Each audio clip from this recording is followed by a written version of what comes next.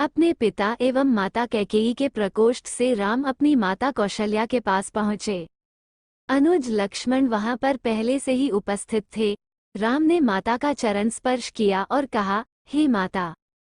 माता कैकेयी के द्वारा 2 वर मांगने पर पिताजी ने भाई भरत को अयोध्या का राज्य और मुझे 14 वर्ष का वनवास दिया है।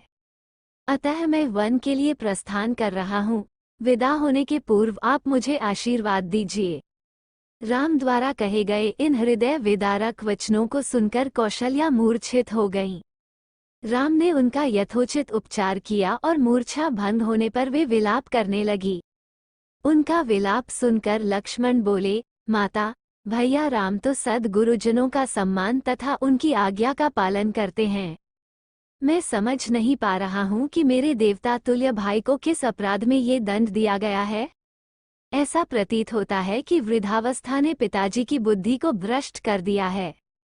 उचित यही है कि बड़े भैया उनकी इस अनुचित आज्ञा का पालन न करें और निष्कंटक राज्य करें। भैया राम के विरुद्ध सिर उठाने वालों को मैं तत्काल कुचल दूंगा। राम का अपराध क्या है? उनकी नम्रता और सहनशीलता। मैं प्रतिज्ञा करता हूँ कि यदि राम के राजा बनने में भरत या उनके पक्षपाती कंटक बनेंगे तो मैं उन्हें उसी क्षण यमलोक भेज दूंगा। मैं भी उसी प्रकार आपके दुखों को दूर कर दूंगा जिस प्रकार से सूर्य अंधकार को मिटा देता है। लक्ष्मण के शब्दों से माता कौशल्या को ध्यानधस मिला और उन्होंने कहा, पुत्र राम, तुम्हारे छोटे भाई लक्ष्मण का कथन सत्य है। तुम मुझे इस प्रकार बिलखता छोड़कर वन के लिए प्रस्थान नहीं कर सकते। यदि पिता की आज्ञा का पालन करना तुम्हारा धर्म है तो माता की आज्ञा का पालन करना भी तुम्हारा धर्म ही है।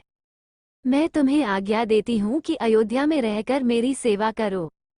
इस पर माता को धैर्य बंधाते हुए राम बोले, माता, आप इतनी दुर्बल कैसे हो गईं? ये आज आप कैसे वचन कह रही हैं? आपने ही तो मुझे बचपन से पिता की आज्ञा का पालन करने की शिक्षा दी है। अब क्या मेरी सुख सुविधा के लिए अपनी ही दी हुई शिक्षा को झुठलाएंगी? एक पत्नी के नाते भी आपका कर्तव्य है कि आप अपने पति की इच्छा पूर्ति में बाधक न बने।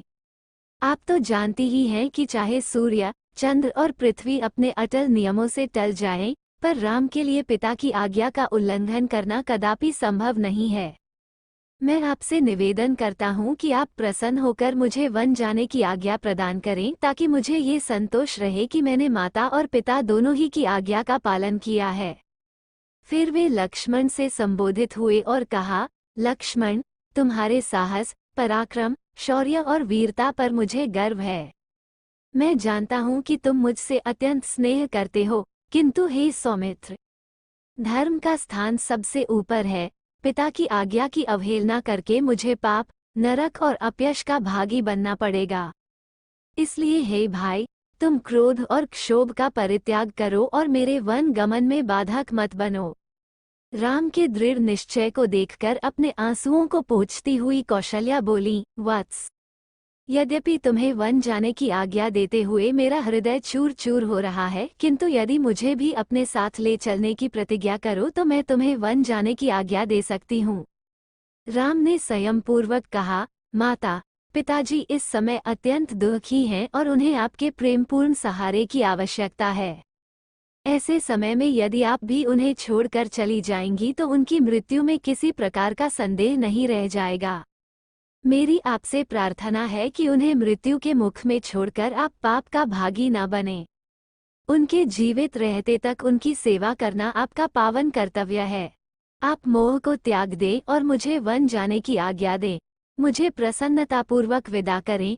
मैं वचन देता हूँ कि 14 वर्ष की अवधि बीतते ही मैं लौटकर आपके दर्शन करूँगा।